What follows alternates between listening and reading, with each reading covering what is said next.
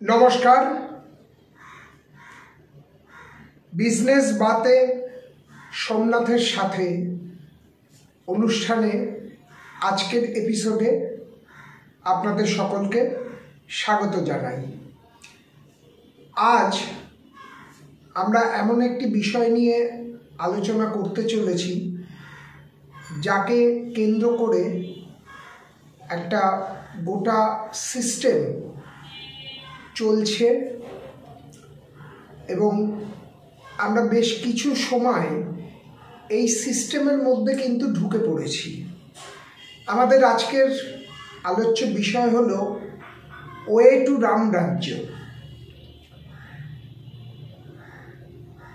অযোধ্যা কুলপতি রামের অস্তিত্ব অথবা ঐতিহাসিক অবস্থান নিয়ে অনেক বিতর্ক ছিল, আছে এবং থাকবে।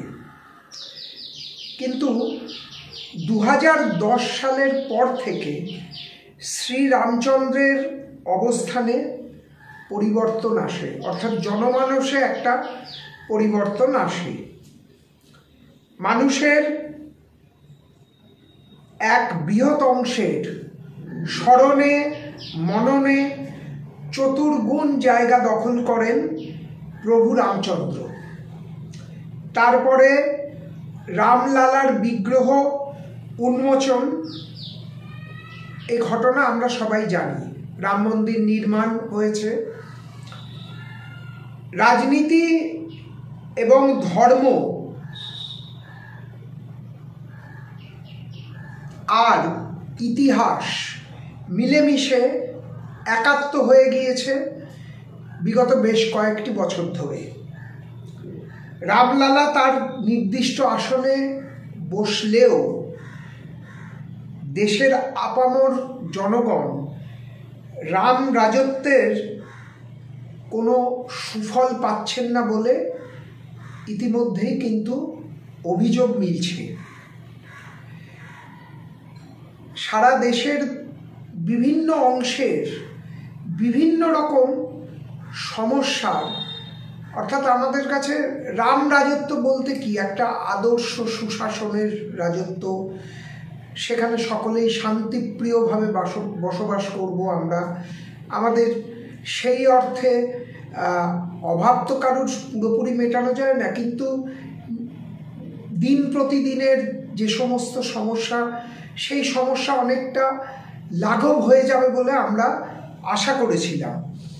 কিন্তু দেশের বিভিন্ন প্রান্ত থেকে যে ছবি উঠে আসছে তাতে কিন্তু রাম রাজত্ব বলতে আমরা যেটা বুঝি সেই জায়গাটা কিন্তু আমাদের কাছে এখনো পরিস্ফুট হয়ে ওঠেনি বা উঠছে না।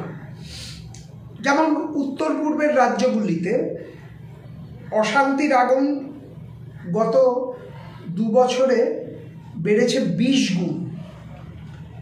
সীতা মায়ের দেশে তার কন্যারা কতটা অসহায় তা আজ আর কারো অজানা নয়।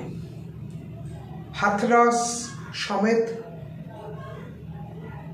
সদ্য ঘটে যাওয়া আরজিকর, এমনকি আরও বিভিন্ন ঘটনা আগে পিছে যে ঘটে চলেছে, আমি কিন্তু ঠিক সেই জায়গাটা আপনাদের সামনে একবার স্মৃতিতে আনার চেষ্টা করছি। পুলিশ প্রশাসন সমেত নাগরিক সমাজের সমস্ত পক্ষে অসহায়তার সমাধানে আদালতও অনেক সময় অসহিষ্ণু হয়ে উঠছে। ঘোর কলির প্রকোপে রামরাজ্যের যে সুফল দেশবাসী আশা করেছিলেন তা কতদিন অধরা থাকে সেটাই এখন কিন্তু প্রশ্নচিহ্নের মুখে। জিনিসপত্রের দামের ঊর্ধ্বগতি, স্বাস্থ্য খাতে ক্রমবর্ধমান খরচ চেয়ে নাজেহাল দেশবাসীদের দিকে ভগবান শ্রীরামের নজর পড়ে, তার দিকে আমরা সকলে হাপিত্যেশ করে কিন্তু তাকিয়ে রয়েছি।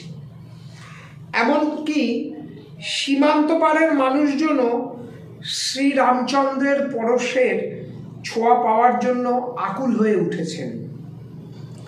ভুবনায়নের ছোঁয়ায় সার্ক দেশগুলির আনুষ্ঠানিক অস্তিত্ব বিলুপ্ত প্রায়।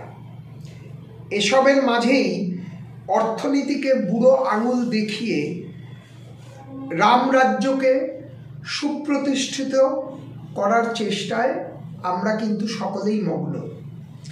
সীতাবিহীন রামচন্দ্র আমাদের শিক্ষা, স্বাস্থ্য, অর্থ তথা বাণিজ্যকে কোথায় নিয়ে দাঁড় করায়, সেটাই এখন দেশবাসীর চিন্তার বিষয় হয়ে দাঁড়িয়েছে।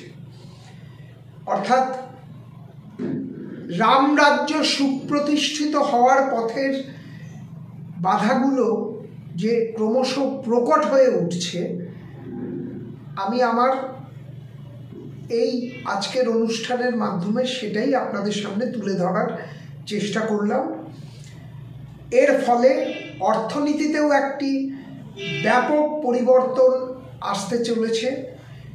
মানুষের দিন প্রতিদিনের হয়রানি বাড়ছে, সেটা ঠিক কোথায় গিয়ে দাঁড়ায় আগামী দিন সময় সেটাই বলবে।